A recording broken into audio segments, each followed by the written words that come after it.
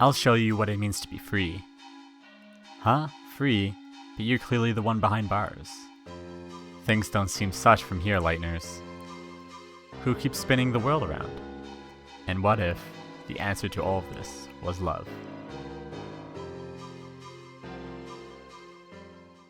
This video contains spoilers for all of Deltarune and assumes you are familiar with common elements of the game. Continue at your own risk.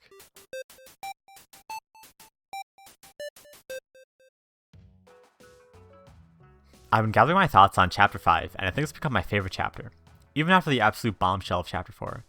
It had a huge hill to climb, trying to do better than fighting a literal titan and Girth and Boom, but it just seemed to do it for me. When I grabbed the feather, I was so stunned. The platforming was just amazing. Flowery serving as a foil to Rouse is super interesting, and Chris's jealousy is just the cherry on top. There's also a lot of world revolving references. Seemingly almost every enemy references it. Even some random leafs mention it. The whole chapter is just like that one Ram screenshot where he just says a bunch of buzzwords. But why is the world revolving? Why does it keep revolving? The key lies with Jevil considering himself the only free one in his speech before you fight him. Let's look at this Undertale screenshot of one of the runes puzzles.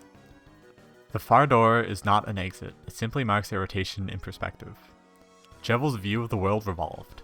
He rotated his perspective of the world to make himself the free one. That's what revolving as an action means. You interpret a new truth. But what exactly did Jevil interpret? Well, he interpreted the world of Deltarune, a world whose fabric is very intertwined with the Deltarune. They are one and the same even. I believe Jevil reinterpreted the prophecy, or at least his part of the prophecy, to make himself free. Because in this world where choices don't matter, how else can you choose something? And yeah, Jevil has extensive knowledge of the prophecy. Just look at his vague post at the end of his fight, talking about some queen and the depths and stuff. The prophecy is being revolved and is intended to be revolved / reinterpreted. Gerson says as much. You have to look in between the lines to find new meanings to the same words. This is a very common theme in all of the prophecy's wordings. The organics even do wordplay with the prophecy. The tale which must be followed, the tale which must not be followed. Words that sound the same or even have the same spelling can be reinterpreted. Almost all the roles in the prophecy can be revolved to fit certain characters as well. The first hero can be Chris or the vessel, since we literally build the vessel with human parts. The second hero can both be Susie or Noelle. And in Chapter 5, we learned that the Flower Man is both Asgore and Flowery at the same time. Flowery is the final boss, like the other boss prophecy panels. His song is named Flower Man, and he is literally a flower trying to be a human male. Meanwhile, Asgore is referred to as the Flower Man by Ice Wolf in Hometown, and the Flower Man song is about Asgore himself. Both are simultaneously taking on the role of Flower Man, and it works since the prophecy panel has both Asgore and a flower. All these roles depend on the perspective you are looking at them. This is what it means to revolve the Deltarune. Since you can't change the words of the rune, you can make an interpretation of it become real. The new secret boss in Chapter 5 does this as well. In Pink's fight, during the dating scenes, you practice wordplay, finding a phrase that satisfies both of their interpretations, just like the prophecy panels. Chris and the vessel both satisfy the requirements for the cage. Asgore and Flowery both satisfy the requirements for the Flower Man. Asgore was taken to a sort of asylum, like the bunker, and Flowery is stuck in a glass chamber, which can be considered an asylum. And not to get too literal, but your choices do come on a sort of revolving cylinder here. But I think it's now time to talk about the elephant in the room. A subplot in Chapter 5 is Blue explaining to people how exactly to express their love and what love actually means. He spells it out for Aqua like this. Oh, my sweet dear, love is how the world revolves. A revolution written in feathered pen clashed by feathered sword. This is the main revolution of Deltarune. Love finds its way to the girl. It opens up the word route to us. A revolution so big it allows us to reinterpret almost the entire prophecy and replace who exactly the girl is.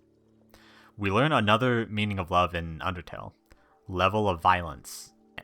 And as Chara suggests, we take it to the next world, Deltarune, and insert Noelle as the girl instead of Susie. We're not breaking the prophecy at all. This is backed up by the Dark Bead description for Chris. Broken off, but still locked. And the whole one ending thing that Toby keeps mentioning. We managed to break the intended interpretation of the prophecy and rotate love's meaning. Blue spelled it out for us. Love is how the world revolves. But why is revolving the prophecy an important theme in Deltarune? Why does it keep coming up? Why can we revolve who the second hero is? And why will there be one ending? Chapter 4 tells us why. I believe that the goal of Deltarune is to revolve the final prophecy. Look at it from a different angle to find new meaning and avoid the tragic end. This is what the second hero of the prophecy is meant to do.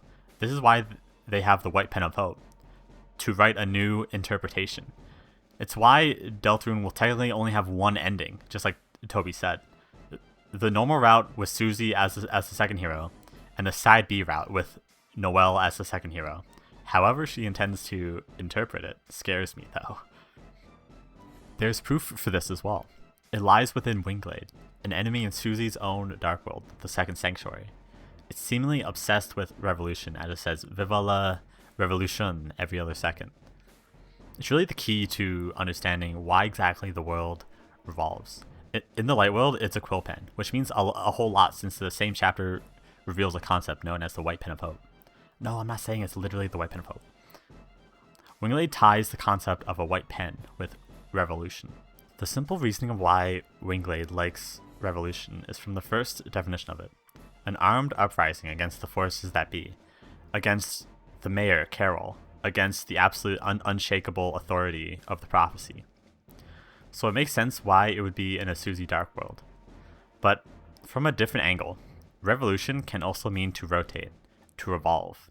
And in the acts necessary to spare it, you need to spin. These acts also have special dialogue and interactions if you defeated Jevil in the same save file. You and Susie spun masterfully, rather than you and Susie spun hypnotically. Jevil was training us. It isn't just a nod to Jevil. Spinning has since been associated with the world revolving due to Aqua. Toby is trying to nudge us in the right direction. Let's wrap this up in a nice big bow.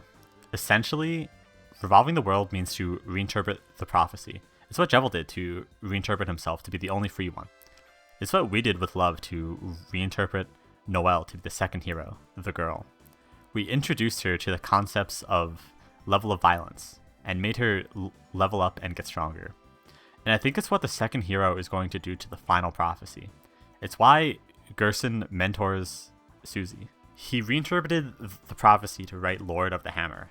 That's why the game will quote-unquote only have one ending, despite having two sides.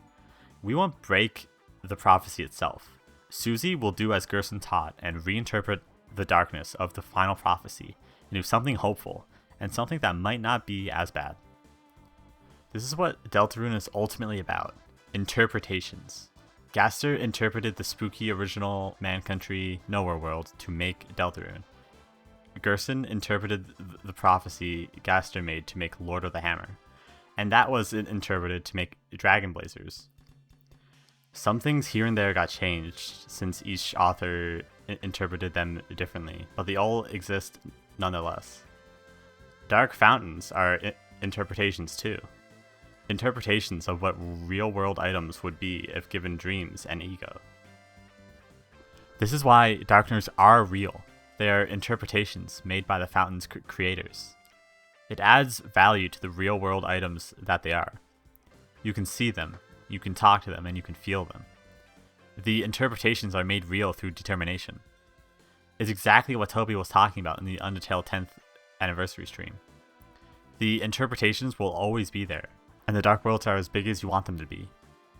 Susie will go behind the wall, with Toby, with Gaster, with Gerson, and interpret something new from the wording of the final prophecy.